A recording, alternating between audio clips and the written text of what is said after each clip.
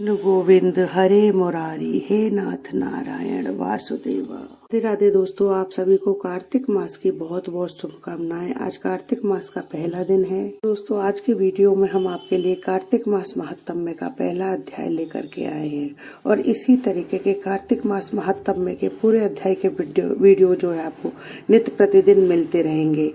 लेकिन इससे पहले आप जो है हमारे चैनल को सब्सक्राइब कर लीजिए ताकि हमारे आने वाले हर नई वीडियो का नोटिफिकेशन जो है आपको मिल जाए।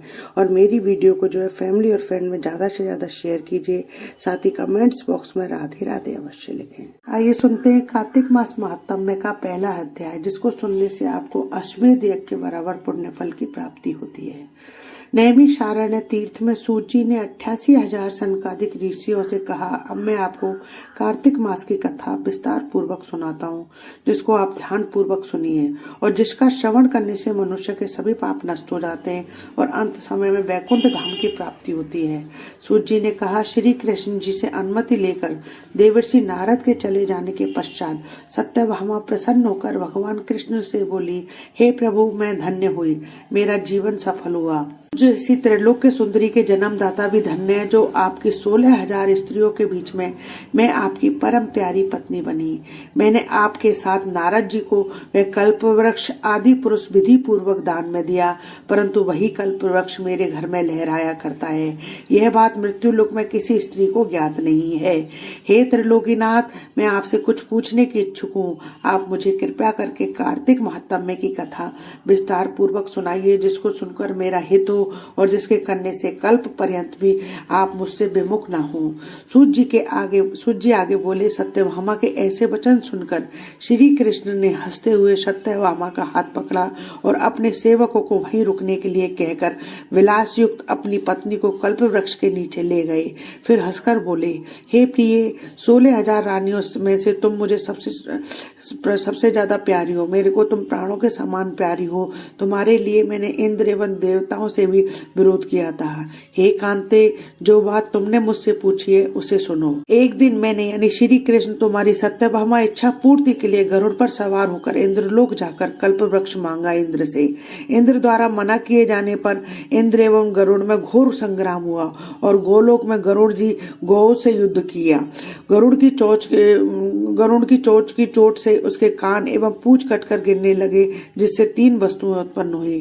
कान से तंबाकू, पूंछ से गोभी और रक्त से मेहंदी। इन तीनों का प्रयोग करने वालों को मोक्ष नहीं मिलता। तब गौ ने भी क्रोधित होकर गरुड़ पर वार किया, जिससे उनके 3 पंख टूटकर गिर गए।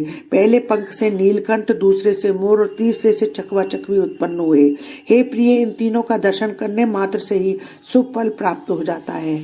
यह सुनकर सत्यभामा ने कहा, हे प्रभु, कृपया करके मुझे मेरे पूर्व जन्मों के विषय में बताइए।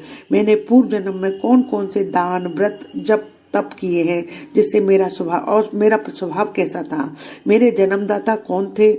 मुझे मृत्यु लोक में जन्म क्यों लेना पड़ा। मैंने ऐसा कौन सा पुण्य कर्म किया था जिससे मैं आपकी अर्धांगिनी हुई। श्री कृष्ण ने कहा, हे प्रिय, अब मैं तुम्हारे द्वारा पूर्व जन्म में किए गए पुण्य कर्मों को विस्तार पूर्वक कहता हूँ, उसे तुम ध्यान पूर्वक सुनो।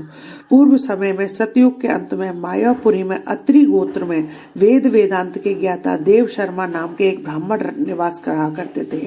वे प्रतिदिन अतिथियों की सेवा, हवन, सूर्य भगवान का पूजन किया करते थे। वह सूर्य के समान तेजस्वी था। वृद्धावस्था में उसे गुणवती नामक कन्या की प्राप्ति हुई। उस पुत्रहीन ब्राह्मण ने अपनी कन्या का विवाह अपने ही चंद्र नामक शिष्य के साथ कर दिया। वह चंद्र को अपने पुत्र के समान मानता था और चंद्र भी उसे अपने पिता की भांति सम्मान देता था। एक दिन वे दोनों कुश एवं समिधा लेने के लिए जंगल में गए। तब वे हिमालय की तलहटी में भ्रमण कर रहे थे। तब उन्हें एक राक्षस आता हुआ दिखाई दिया। उस राक्षस को देखकर भय के कारण उनके अंग शिथिल हो गए और वे वहां से भागने में भी असमर्थ हो गए। तब उस काल के समान राक्षस ने उन दोनों को मार डाला। चूंकि वे धर्मात्मा थे, इसलिए मेरे पार्षद उन्हें मेरे वैकुंठ धाम में मेरे पास ले आए। उन दोनों के द्वारा आजीवन सूर्य भगवान की पूजा किए जाने के कारण मैं दोनों पर अति प्रसन्न हुआ। गणेश जी, शिव जी, सूर्य देवी और उन सब की पूजा करने वाले मनुष्य को स्वर्ग की प्राप्ति होती है। मैं एक होता हुआ भी काल और कर्मों में भेद से 5 प्रकार का होता हूँ। जैसे एक देवदत्त, पिता, भ्राता आदि नामों से पुकारा जाता है। जब वे दोनों विमान पर आरूढ़ होकर सूर्य के समान तेजस्वी रूपमान चंदन की माला धारण किए हुए मेरे भवन में आए तो वे दिव्य भोगों को भोगने लगे। ओम नमो भगवते वासुदेवाय। कार्तिक मास महात्म्य का पहला अध्याय समाप्त हुआ।